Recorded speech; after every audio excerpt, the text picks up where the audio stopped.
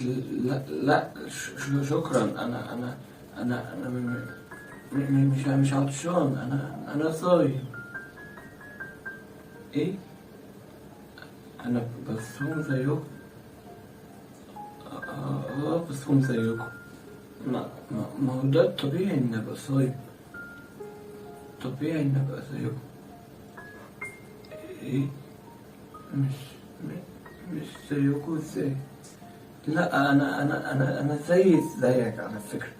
أنا يمكن تعبان شوية، بس أنا بفهم كويس، ويمكن أحسن منك.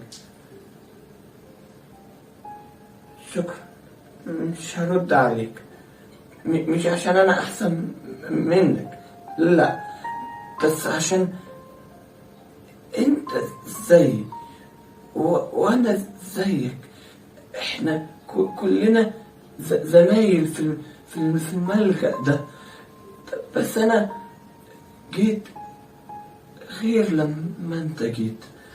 أنا كنت عايش مع أهلي، ما كنتش لوحدي، بس هما كانوا عايزيني أفضل لوحدي. هما كانوا بيحبسوني. هما كانوا بيحرموني من الأكل.